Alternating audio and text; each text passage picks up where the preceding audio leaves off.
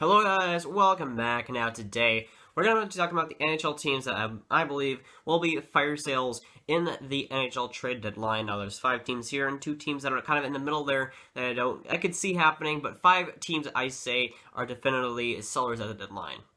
Now let's start with the first team on here, the Detroit Red Wings, who are in a little bit of a middle pack there in the Atlantic Division. I think they're like 4th in the Atlantic Division, so not too bad, but when you see how the Atlantic Division is the Atlantic Division, where it's just kind of all these middling teams that are just it's really not that great. The Red Wings haven't had that great of a season.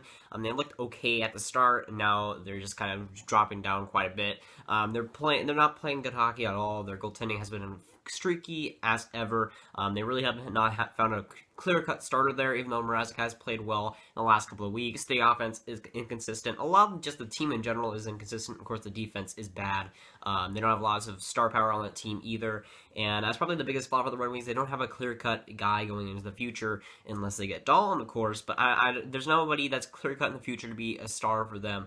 They just got a lot of guys that are good players, but they need to find that clear-cut star to be a contender in the next couple of years. But for the trade deadline, they got quite a few good pieces in there. They got Green, of course, who has been in the rumors for the longest time. He's played fantastic. He's going to the All-Star game. That's going to do it for you. And he's going to have his trade value raised a bit from that. But they got a lot of interesting guys that could sell off in there, and I believe that they will. Next up, we have the Ottawa Senators, who have been a pretty interesting team this season. Of course, they had that decent start at the start of the season where they were 3rd in the Atlantic. Then it kind of just dropped off from there. The Senators haven't been able to stay consistent at all. One week they look decent and they'll be able to get teams like the Tampa Bay Lightning. And the next couple of weeks they'll take losses to Buffalo and teams that are bad. And the Senators have lots of key pieces that they could try to move. They're in a weird situation there because they can't really sell all these guys because they have to win this year or next because of the first round picks that they gave up to Colorado. They're in a tricky situation here. They can't really sell, but they can't really buy at the same time, and thhere in the middle spot where it's really just the worst possible position for them. Since the Senators were pegged to be good this season, and they were riding on themselves being good, they're really in a weird situation now because they can't lose, but they have to win. They can't lose, but they'll have to sell off to get assets for the future, and that's really a tough break for them because they're sold right now. But I think that they have some key pieces there. Of course, Carlson's been in the rumors for the longest of time, and they have quite a few trade pieces that they could move out, but they're an interesting team that they might not even do anything. And now we have the Canucks, which are the Canucks really this season. They haven't really been great. They haven't been terrible, but they're in that middle position in the Pacific Division.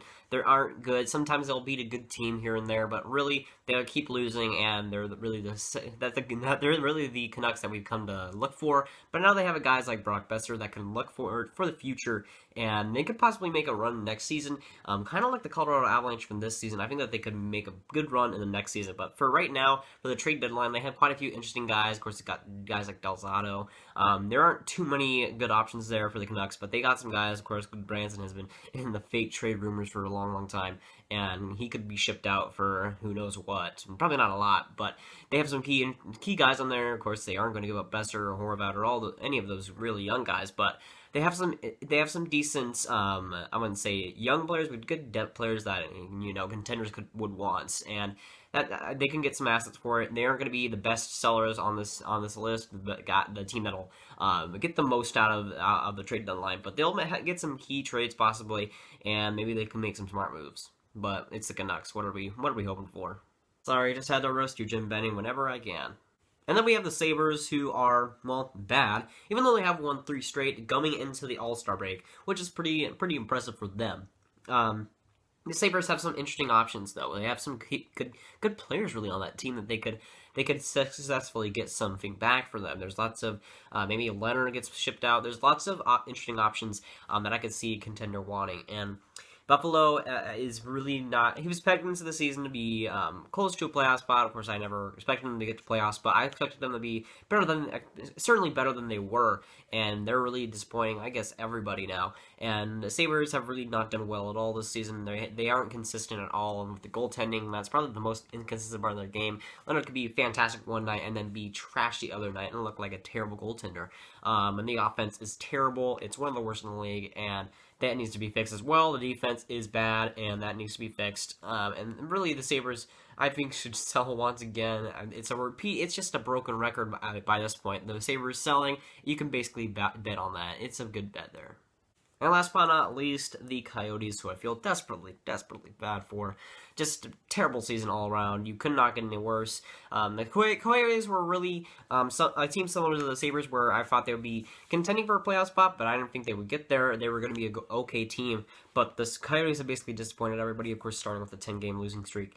They have some key pieces for the future. Of course, Keller is a good player there, but they just don't have really the depth that could really sell. I mean, what do they really have to sell? Ekman Larson? That's about it, and they're really in a tough situation because they have no really depth guys that could sell, no really contracts that anybody will want to take. Jason Demers and Hjalmarsson, those are some bad contracts that they have on their team, and nobody's going to really want them. The old players that they have bad contracts, so there's really no opportunity for them to sell unless they take the Ekman Larson route, which I don't even know if they should. Now I got two teams here that are in a weird position. Now, I call these the two stubborn teams, which means that they could decide that, hey, they're going to have a chance to make the playoffs this year, which they won't. I got two teams here, both Canadian teams, the Canadiens and the Oilers. They're two that I pegged as stubborn teams. They aren't really stubborn teams, but like for the Canadiens at least, they were kind of a brash kind of market there, where I don't even know if they'll want to sell. I don't even know if they'll want to do anything. I think they'll just keep it steady as I can really get. But the Canadiens are in a weird position because I don't see Bergevin really selling. I don't really see him buying either. I think they'll be a quiet team for the deadline. But for the Oilers, I could see them even buying. I don't know why they would, but I could see them this happening. The Oilers maybe thinking that they could possibly make the playoffs, which they won't, but maybe they think that they can. They're acquiring some depth guys. They really need defense, and for the Canadiens, I don't think that they're in a position to be guilty enough to sell. I think that they think that they're fine, even though they aren't. And I think the Canadiens will try and keep steady, even though I don't think it really will happen. But for the Oilers, they're in a weird position. They could sell, they could buy. They're really unpredictable, and whatever goes, I'm hoping they win, because I do like the Oilers. And trades is one of my favorite things in hockey, and of course the trade deadline is too. That's good for today, guys. Guys, enjoy. Make sure guys, really enjoy, subscribe, ring that bell if you haven't. Tell me down below why I'm wrong, because I basically am always wrong. And I'll see you guys later. Goodbye.